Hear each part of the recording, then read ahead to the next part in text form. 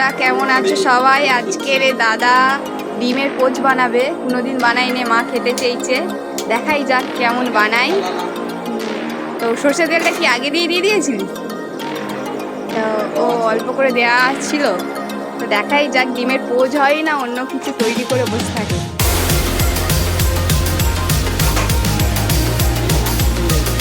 নাম ঠিক আছে, কার নাম বলা যায় দেখাই যাক।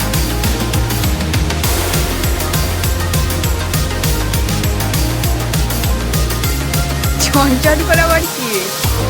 তো এখন ডিমটা ভাঙছে, গরম হয়নি এখন, ডিম বলছি তেল গরম হয়নি, আমি ভুল বলবো, তেল গরম হয়নি এখন, অবশ্যই বলেছে ডিমটা ভেঙে দিয়ে দেবে। দেখাই যাক কেমন বানাই মাস্টার শেফ। ডিমটা যদি গোটা না পড়ে রে,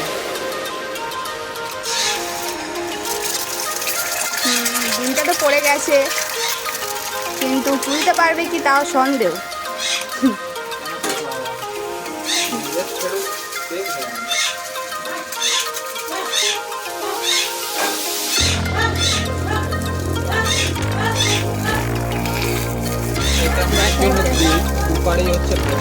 দুপারে না তুলতে পারবি না বলে ও পিট করে দিবি।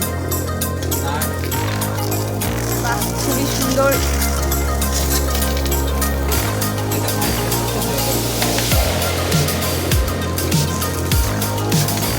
বাহ, হেভি তুলছে। বাহ বাহ বাহ, ডিমের পোচ। কেউ যদি বানিয়ে থাকো এরকম বাড়িতে, তাহলে অবশ্যই কমেন্টে জানাবে, কমেন্ট বক্সে। ডিমের এটা পোচ হচ্ছে না, এটা ডিম ভাজা হচ্ছে। ঠিক আছে ঠিক আছে, এটা মায়ের জন্য করেছে বলে উল্টো পিঠে ভাজাটা যাই, মাকে দিয়ে আসি, অত ভালোবেসে বানিয়েছে। মায়ের সোনার টুকরো ছেড়ে নাও, খাও। তোমার সোনার টুকরো ছেলে কেমন টেস্ট বানিয়েছে, খেয়ে দেখো।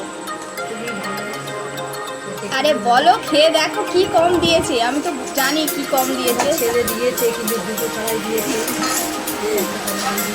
একটা এক্সট্রা দিয়েছে, একটার সঙ্গে একটা ফ্রি। কি কম আছে, একটু ডিমও ছিনতে পারছে না। অবশ্যই নুন দেয়। বানিয়ে দিয়েছে, এখন আমাদের জন্য বানাতে চলেছে দাদা। দেখি গোটা ডিম ওঠে কিনা, কুসুম যদি ভেঙে যাই রে।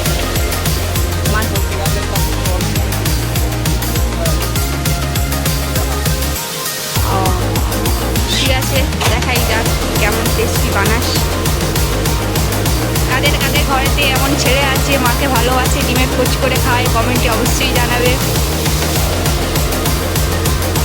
দেখাই যাক কেমন ডিমটা তুলছে। বাহ, তুলতে পারলেই ভালো। বাহ, খুবই সুন্দর লাগছে। কিন্তু মায়ের ডিমটা যে ভেজেছিলিস, নুন দিসনি। মা নিজের নুন নিজেই নেয়। মা নিজের নুন নিজেই নেবে।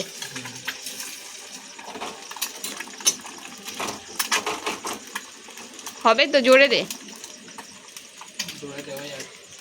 এখন ভয় ভয় এখন ডিম তুলতে যাচ্ছে। কেন খুন্তিতে তুললি না কেন? এই জন্যই তো প্যান্টটা আছে। খুন্তিতে তুললে ডিমটা ফেটে যেত, ওই জন্য চিটিং করেছে, নিচে দিয়েই ঢেলে দিয়েছে। যা হয়েছে না, বাহ, খুব সুন্দরই। ওপর দিয়ে আবার বিনুন ছড়িয়ে দিয়েছে। জিরে গুঁড়ো দেয় না ডিমের, এতে দেয় খালি নুন। আবার মায়ের জন্য? ও, কাদের কাদের ঘরেতে এমনই মাকে খুবই ভালোবাসে ছেলে আছে, এমন ছেলে পাওয়া যায় না। দেখো, একবার বলেছে ডিমের পোচ খাবো, সঙ্গে সঙ্গে এসে ডিমের পোচ বানিয়ে দিচ্ছে। দেখো কত ভালোবাসে মাকে। আবার একটা না, দুটো। আমাকে একটা ভেজে দিচ্ছে, মাকে দুটো ভেজে দিচ্ছে। দুটো লাগে, তোকেও দুটো দিচ্ছি, না আমার লাগবে না, আমার একটাই ঠিক আছে।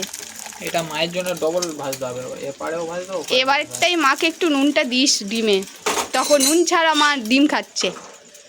মা তো নিজের নুন নিজেই খায়।